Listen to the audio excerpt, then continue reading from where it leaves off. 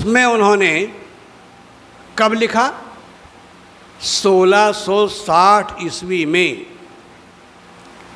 कबीर साहब का जन्म हुआ 1398 ईस्वी में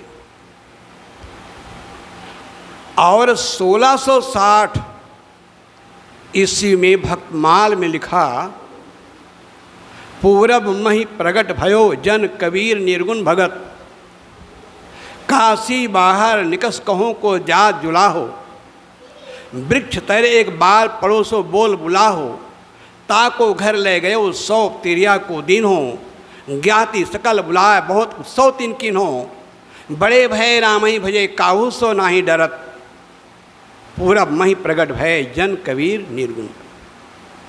सज्जनों, पाए जाने के सबसे पहली कहानी किसी ने लिखी है तो राघव दास है, और कबीर साहब के जन्म के 262 वर्ष बाद। इसके बाद और भी बातें हैं। विधवा ब्राह्मणी के संतान विद्यालय, महाविद्यालय, विश्वविद्यालय में पढ़ाई जा रही है, हम चुपचाप सुनते चले जा रहे हैं। लेकिन ये विधवा ब्राह्मणी की बात कब लिखी गई? 4.25 वर्ष बाद, कबीर साहब के जन्म के 4.25 वर्ष बाद ये बात लिखी गई कि कबीर विधवा ब्राह्मणी के संतान। इसके पहले किसी ने नहीं कहा विधवा ब्राह्मणी संतान थे। फिर तो कबीर साहब के जन्म को लेकर भी कह रहे थे ना, कितनी किंवदंतियां गढ़ी गई हैं। 1 दर्जन से अधिक किंवदंतियां कबीर साहब के जन्म और माता पिता को लेकर गढ़ी गई। कहीं कहा एक लड़की थी, उसके हाथ में फोड़ा हो गया, फोड़ा फूटा तो उसे कबीर साहब, वो कबीर से कबीर हो गए। क्या क्या किंवदंती गढ़ी गई। इसी महाराष्ट्र के एक लेखक हैं, भक्ति विजय एक ग्रंथ है, मराठी में है, मैं तो नहीं देखा हूँ, उद्धरण पाया हूँ। भक्ति विजय के लेखक महिपति जी लिखते हैं, गंगा की धारा में एक सीपी में एक सीप ये गंगा के धारा में आकर वहीं काशी के पास कहीं फट गया। अब उसमें से कबीर साहब पैदा हो गए। सोचो कैसे कैसे कहानी गढ़ी गई। क्या कोई आदमी सीपी से, सुतई से, संग से पैदा हो सकता है क्या? लेकिन हमारे यहाँ तो ऐसे ही पढ़ाई जाती है कि गोकर्ण गाय के कान से पैदा हो गए, कोई नाक से पैदा, कोई छिकरे से पैदा हो गए, और हम चुपचाप आंख मूंद के मान लेते हैं। ऐसे वो महिदास ने लिख दिया, महिपति ने, कि कबीर साहब वो सूती से पैदा हुए, क्यों? सुखदेव का अवतार थे। और एक बात और, जो कबीर जीवन भर अवतारवाद का खंडन किया, उसी कबीर साहब को अवतार बना दिया गया। सुखदेव मुनि ने सोचा कि एक बार मैं जन्म लिया तो 12 साल वो गर्भ में रहा। ये भी कितनी झूठ है, 100% झूठ। कोई बच्चा किसी माँ के गर्भ में 12 साल नहीं रहता है। लेकिन हमें तो ऐसा पढ़ाया जाता है और हम आंख मूंद के मानते चला। 12 साल तक सुखदेव जी माँ के गर्भ में रहे, बहुत यातनाएं सही बेचारे। तो अब की बार उन्होंने सोचा कि ये ठीक नहीं है, तो सूती में पैदा हो गए कबीर के रूप में। कबीर सुखदेव के अवतार थे, ध्रुव के अवतार थे, प्रहलाद के अवतार थे। जिस कबीर साहब ने कहा 10 अवतार ईश्वरी माया करता के जिन पूजा, और कहाँ कबीर सुनो संतो उपजे खपे सो दूजा, उसी कबीर साहब को रामानंदियों ने अवतार बना दिया। उनका तो बिना अवतार काम चलता नहीं है। उनके 10 अवतार 24 अवतार कम पड़ गए तो रैदास को कहा यमराज के अवतार हैं। कबीर साहब को कहा कि वो सुखदेव के अवतार, ध्रुव के अवतार, प्रहलाद के अवतार है। भगवान बुद्ध तक को कहा गया वो विष्णु के 9वें अवतार है। जिस भगवान बुद्ध ने भगवान को ही नहीं माना, ईश्वर को ही नहीं माना, उनको ही लोगों ने अवतार बना दिया। यहाँ के लोग गजब हैं। तो ये विधवा ब्राह्मणी कहानी गढ़ी गई। बालक राम नाम के एक वैष्णव नाभादास के भक्त मार्ग पर उन्होंने टीका लिखी। टीका का नाम भक्तिधाम चित्रणी। संक्षिप्त कहानी बता दूं क्योंकि जानना भी जरूरी है। स्वामी रामानंद के सेवा में एक बनिया की स्त्री बहुत दिन से लगी थी। वो निसंतान थी, उनकी संतान नहीं थी, तो सोचती थी किसी दिन बाबा जी आशीर्वाद हमें संतान हो जाए। बहुत दिन सेवा करती आ रही थी। एक दिन स्वामी जी ने कहा कि कल तुम सुबह ब्रह्म मुहूर्त में आना, मैं वरदान दूंगा। अब वो बनिया की स्त्री सोची इतने दिन से सेवा कर आज तक वरदान नहीं दिएगा, अब का वरदान देंगे। पड़ोस में उनके विधवा ब्राह्मणी रहती थी, उनको सीधा लेके भेज दी। अब जो विधवा ब्राह्मणी सीधा लेके जब पहुंची, स्वामी रामानंद दूर से कहा पुत्रवती भव। वो विधवा कहती है महाराज आप आशीर्वाद दे रहे हैं कि श्राप दे रहे हैं, मुझे संतान होंगे, लोग क्या कहेंगे। स्वामी रामानंद ने कहा मेरा तो वरदान ऐसा है, राम बाण के समान अमोघ है, वो मिथ्या जा नहीं सकता, लेकिन इतने में संतोष करो, तुम्हें जो पुत्र होगा बड़ा महान होगा, बड़ा भक्त होगा, विश्वविख्यात होगा। कहा जाता है कि वो गर्भवती हुई और लोकलाज के कारणों जाकर के खंदक में पैदा हुई। बच्चा जो है तो खंदक में डाले। वहाँ लहार तारा भी उल्लेख नहीं है। जिस लहार तारा की बड़ी चर्चा है, वो लहार तारा की चर्चा आप लोग बताऊं मैं, ना तो निर्भय ज्ञान में है, ना अनुराग सागर में है, और बहुत सारे ग्रंथों में नहीं है। 20वीं शताब्दी ग्रंथों में लिखा गया कि अल्लाह तारा की चर्चा आती है। इस विषय पर विस्तार से जानना चाहते हैं तो मेरी पुस्तक पढ़िए, कबीर एक खोज, जन्म और माता पिता। शायद ज़्यादा कापी नहीं होगी, शायद 1-2 कापी पढ़ी हो, क्योंकि ज़्यादा कापी लेके आया भी नहीं था। तो आप बुक स्टॉल में देख सकते हैं, कबीर एक खोज, जन्म और माता पिता। मैंने अध्ययन किया सज्जनों, मैंने ये नहीं फलाना लिख दिया तो मैं भी लिख दूँ, फलाना ने कहा तो मैंने उसके पीछे चल दूँ। मेरा ये स्वभाव नहीं। मैं स्वयं अध्ययन करता हूँ, खोज करता हूँ, और खोज करने के बाद लिखता हूँ, और जो भी लिखता हूँ ऑथेंटिक लिखता हूँ, प्रमाण सहित लिखता हूँ। प्रमाण दिया हमने कबीर और रामानंद में, मैंने 35 प्रमाण दिया है। कितने? 1-2 नहीं, 35 प्रमाण। 18 प्रमाण कबीर साहब के द्वारा और 17 प्रमाण उनके समसामयिक गुरु भाइयों के, इतिहासकारों के और लोग। 35 प्रमाण मैंने दिया है। तो इस प्रकार कबीर साहब के जन्म को लेकर के, उनके माता पिता को लेकर के, और कबीर पंथ में ये जो बहुत जो चर्चा है, कबीर पंथ के बहुसंख्यक लोग जो मानते हैं वो अलग है। वो क्या मानते हैं? वो तो ये मानते हैं उतर आसमान से एक नूर का गोला कमल दल पर, और वो आकर बन गया बालक। बहाना हो तो ऐसा हो, धन्य कबीर को जलवा दिखाना हो तो कबीर साहब जलवा दिखाने आए थे, लीला करने आए। सारे लीला का जो धराशाही करते हैं कबीर साहब, उनको ही कहते हैं कबीर साहब लीला करने आए थे। राम के लीला, कृष्ण की लीला, शिव के, ब्रह्मा विष्णु के सारी लीला जो धराशाही कर देता है, उसी महापुरुष को कई पंथियों ने कहा वो तो जलवा दिखाने आए थे, लीला करने आए थे। और लीला ये थी कि कमल के फूल पर सत्पुरुष का तेज ज्योति रूप में उतरा और वो बालक बन गया। नीरो निमा आया, उठा के ले गए। मेरा प्रश्न ये है, मैं आंख मूंद के मारने वाला नहीं, मैं सच्चे पथ का राय हूं, कर सकता दिन को रात नहीं, और ईमान बेच दूं टुकड़ों में, या मेरी बस की बात नहीं। ये नहीं कि भीड़ मार में भी भीड़ के साथ चल दूं, ये मेरा स्वभाव नहीं। आप कल्पना कीजिए, सोचिए जरा, कितने बड़े कमल के फूल देखे होंगे, 50 ग्राम, 100 ग्राम, अरे जान लो 200 ग्राम कभी हमने देखा नहीं है। हमने तो 100 ग्राम कभी नहीं देखा है। मान लो 200 ग्राम कभी कमल का फूल तालाब में, पानी में जो खिला है, अब बच्चा पैदा होता है कितना वजन होता है, ये माताओं ज़्यादा अनुभव है। कम से 2.5-3 किलो, 3.5 किलो तक वजन का बच्चा होता है। अब उतने वजन पानी में जो कमल है उस पर रख दिया जाए तो डूबेगा कि बचेगा? जरा सोचो, कल्पना करो, विचार करो, मेरी बात मान मत लो। मैं कहता हूं अपने विवेक का प्रयोग करो, जांचो परखो। कबीर साहब ने परख कर मानने की राय दी है, तो परखो इसको। तो ये बात भी झूठी है। कबीर साहब ने अपने आप को मानव कहा। बीजक कबीर पंथ का आर्ष ग्रंथ,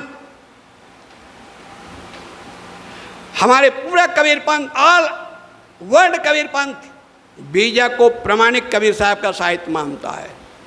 वो बीजक के पहली रामायणी आप देखिए, साहब क्या कह रहे हैं, तहिया हम तुम एक लोहू, अब एक प्राण व्यापय मोहू, एक जनी जना संसारा, कौन ज्ञान से भयो निनारा। माता के घर में हम तुम सारे संसार के लोग एक ही प्रकार के माता पिता द्वारा पैदा किए गए हैं। एक है त्वचा हाड़ मलमूत्रा, एक रुधिर एक गुदा, एक बूंद से सृष्टि रची है, को ब्राह्मण को शूद्रा। इस प्रकार चैलेंज करने वाले कबीर, जिन्होंने कहा मानुष तेरा गुण बड़ा। मनुष्य बड़ा होता है, काहे से बड़ा होता है? किसी कुल से नहीं, किसी गोत्र से नहीं, किसी वर्ण से नहीं, किसी जात में जन्म लेने के कारण से नहीं। वेदव्यास जी कहाँ पैदा हुए? जातो व्यासस्त कैवर्त्या, कैवर्त्या मछुआरिन से व्यास पैदा होते हैं।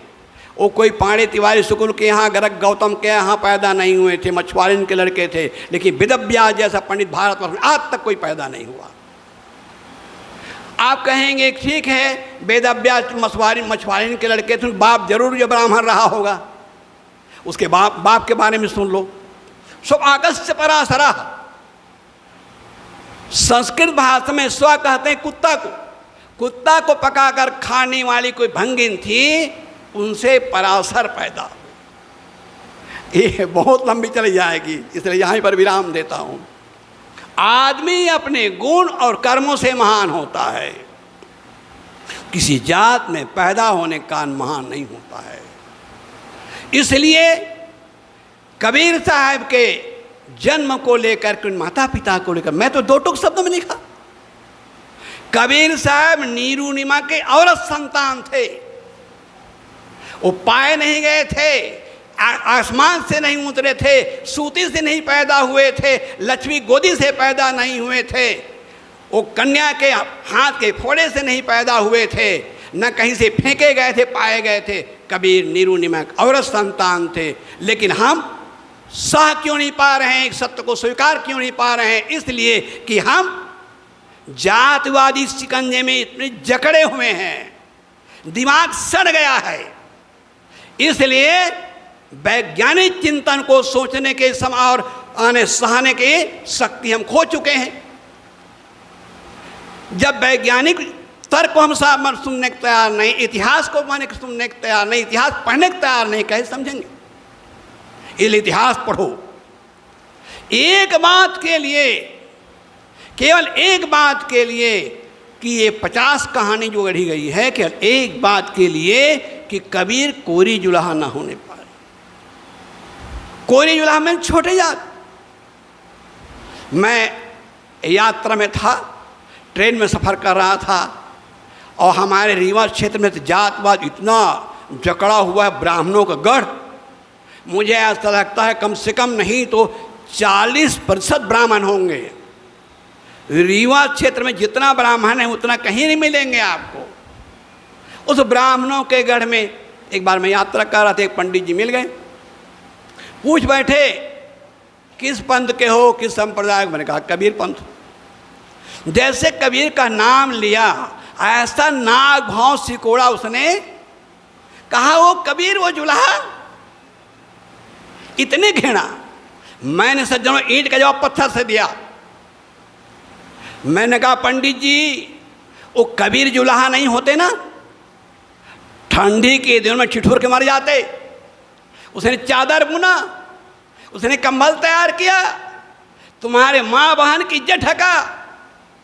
वो जुलाहा कबीर नहीं होते तो तुम्हारे माँ बहन नंगी घूमती।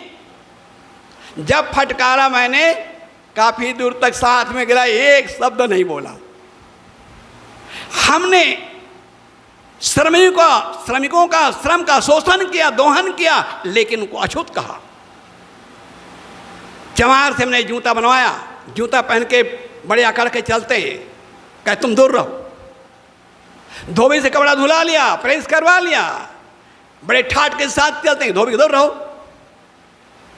गरीबों से खेत में, मिल में, दफ्तर में काम करवाया, कोठी में अनाज भरवाया, तब तक अछूत नहीं रहा। जब कोठी में अनाज भर के तुम अलग दूर रहो, दूर रहो। कुम्हार से हमने घड़ा लिया, बढ़िया ठंडा पानी पिया, भोजन बनाया, कहा कुम्हार दूर रहो। ये देश की दशा है। इसलिए एक बात के लिए कि कबीर कोरी जुलाहा ना होने पाए, इसीलिए सबसे पहले कबीर का ब्राह्मणीकरण किया गया। हमारे कबीर पंथ के 3 मूर्धन विद्वान, मैं नाम लेना चाहता हूं, मुझे कोई संकोच नहीं है। कबीर जागू मठ के एक संत श्री शंकर साहब जी ने एक पुस्तक लिखी, बड़ी मुश्किल से मिला, खोजने के जब लग जाता हूँ मैं खोज निकालता हूँ। तो शंकर साहब ने लिखा, कबीर साहब के माता पिता ब्राह्मण ब्राह्मणी थे, और छोटे मोटे ब्राह्मण नहीं थे, अरमा शर्मा, शुक्ला ब्राह्मण थे। पिता का नाम दिवाकर दत्त था, शुक्ला ब्राह्मण थे। दूसरे विद्वान संस्कृत के प्रकांड पंडित, सूरत में उनका आश्रम रहा, ब्रह्मलीन मुनि, जिनके संस्कृत के निरुक्त विश्वविद्यालय में पढ़ाए जाते हैं, कबीर पंथ के प्रकांड विद्वान। कबीर चरित्र में लिखा, कबीर साहब के माता पिता ब्राह्मण ब्राह्मणी थे। उसके पिछलग्गू वो लिवडी सौराष्ट्र वाले तपसी साहब, भारी भरकम पुस्तक कबीर सत प्रकाश, उसका भी उन्होंने अनुसरण किया। उन्होंने उसी को दोहरा दिया कि कबीर साहब के माता पिता ब्राह्मण ब्राह्मणी थे। क्या केवल ब्राह्मण ही महान हो सकता है क्या? कोई जरूरी है? लेकिन ये सड़े गिले दिमाग वालों को आज हमारे सामने होते ना तो हम खूब हिला ताड़ते। अब वो है नहीं, सब चले गए हैं। लेकिन आज भी उनकी पुस्तकें, इसलिए मुझे कहना पड़ता है, ये ब्राह्मणवादी लेखकों ने कबीर साहब को ब्राह्मण ब्राह्मणी की संतान का, जिस कबीर ने ये कहा, जो तू ब्राह्मण ब्राह्मणी को जाया और राह दे काहे आया, तो ब्राह्मण में काशी के जुलाहा बूझो मोर ज्ञाना, तो ब्राह्मण में काशी के जुलाहा मेरे ज्ञान को बूझ, गुरु बनिया चेला। इस प्रकार चैलेंज करने वाले कबीर साहब को कहा गया वो ब्राह्मण ब्राह्मणी के संतान थी। कबीर साहब के संग साथ में रहने वाले रैदास, सेन, पीपा, धना, जो जीवन उनके साथ में रहे, इनमें से किसी ने नहीं कहा कि कबीर विधवा ब्राह्मणी के संतान थे, कि आसमान से उतरे थे, कहीं पाए गए थे। किसी ने नहीं कहा। दादू साहब निर्गुण धारा के प्रसिद्ध संत, गुरु ग्रंथ साहब में, सिखों के गुरु ग्रंथ साहब में कहीं नहीं कहा गया कि कबीर साहब कहीं से पाए गए थे। हम इतिहास अध्ययन नहीं करते हैं। मेरा अनुरोध है हम अध्ययन करें और निर्भय होकर के डंके के चोट पर कहें कबीर कबीर हैं। ये बात ये है। हमारे एक महात्मा ने कहा, कबीर तो शाक के वंशी छात्री थे, उसके ही बातों पर मुझे पुस्तक लिखनी पड़ी। मैं लिखने वाला नहीं था, क्योंकि मैं कबीर रामायण में लिख चुका था। जब हमारे विद्वान संत सतकर साहब जी ने लिखा, कबीर साहब इक्ष्वाक वंशु छत्री थे, शाक के वंशी छत्री थे। जब पुणे में मैंने भाषण दिया, मैं उस कार्यक्रम के लिए मुझे बुलाया गया। मैं पटना में था, बिहार मेरा कार्यक्रम चल रहा था। फ्लाइट से मैं पुणे आया और वहाँ मैंने बोला था, तो मैंने सतकर साहब से कहा, साहब जी, कबीर साहब के संपूर्ण वाणियों में जितने वाणी कबीर साहब के हैं, किसी भी रचना मुझे दिखा दे कबीर साहब ने अपने आप को हिंदू कहा हो, मुझे दिखा दे, मैं मान लूंगा। कहा ये तो नहीं लिखा है। जब ये नहीं लिखा है तो तुम कौन होते हो शाक्यवंशी सूर्यवंशी कहने वाले? जिस कबीर साहब ने कहा ब्राह्मण क्षत्रिय वाणी तीनों कहल नहीं मानी। और इस प्रकार से तो अब उनके पुस्तक बाद में छपी। मैं कहा साहब जी अपना छाप दीजिए, कह रहे हैं अभी तो हम नहीं छाप पाएंगे। मेरी पुस्तक छप गई। अब उसके बाद अपने छापे तो आधा से ज़्यादा अंश निकाल दिए उन्होंने। ऐसा लगता है, बता रहे थे परीक्षा साहब जी, कहे कि भाई सनात साहब हमारे छोटे गुरु भाई जरूर हैं, लेकिन जितना उनका अध्ययन है हम जानते हैं। आप अच्छा कुशल ये है कि सब निकाल दीजिए, नहीं तो मामला गड़बड़ा जाएगा। मुझे लगता है डर के मारे सब निकाल डाला उसने। पुस्तक खड़बड़ा गया। मुझे दिया भेंट में, पुस्तक मेरे पास है। तो इस प्रकार से कहना चाहिए कबीर साहब के जन्म को लेकर के, माता पिता को लेकर ये तमाम बातें कही गई है। और अनुराग सागर वगैरह में भी कबीर साहब का ब्राह्मणीकरण तो वहाँ भी किया गया है। पूरब जन्म के ब्राह्मणी सेवा चूके मोर, ये तो शब्दावली में भी आया। यानी कुल मिला करके एक तो कबीर साहब का चमत्कारी रूप दिया गया।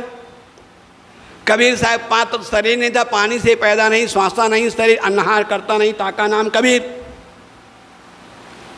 मैं ज़्यादा बोल गया। अभी हमारे साहब जी बोलना है, फिर साहब जी आने वाले हैं। वो तो प्रसंग आया, गुरवेंद्र साहब जी बोल दी। मैं आज इस विषय पर बोलने वाला नहीं था। आज मैं कबीर की यूटोपिया पर बोलने वाला था। सवेरे चर्चा हुई थी अटॉर्नी जी से कि आज मैं कबीर की यूटोपिया पर बोलूँगा, लेकिन प्रसंग आ गया तो मैं जो है मैं अपना प्रसंग छोड़ दिया, ये बीच में आ गया। यूटोपिया क्या है उस पर मैं समय रख कल बोलूँगा।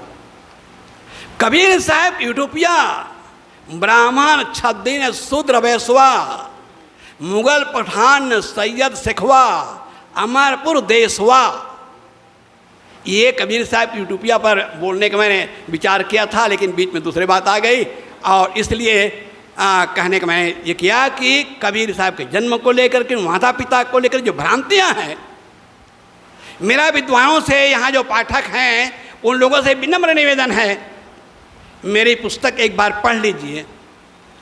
ये नहीं कि स्नात 10 करा इसलिए मान लो, ये भी मैं ज़बरदस्ती नहीं कहना चाहता हूँ। हमारे शास्त्रा, हमारे सदगुरु कबीर साहब अपने बारे में क्या परिचय दे रहे हैं। स्नात 10 कोई मूल्य नहीं सज्जनों। हमारे शास्त्रा क्या कह रहे हैं, हमारी बात ना मानिए, लेकिन हमारे शास्त्र, हमारे सदगुरु कबीर साहब ने अपने बारे में क्या परिचय दे रहे हैं, उनके गुरु भाइयों ने क्या परिचय दिया है, इतिहासकारों ने क्या माना है, कम से कम इसका हमें अध्ययन जरूरी है। ज़्यादा कुछ न करते हुए इसके समझने के लिए पुस्तक आप देखिए, कबीर एक खोज, जन्म और माता पिता। समय ज़्यादा हो गया, मैं संचालक महोदय क्षमा चाहता हूँ, क्योंकि प्रसंग चल पड़ता है तो कुछ ज़्यादा बात आ जाती है। वाणी को इतना विराम। बोलिए सदगुरुदेव की।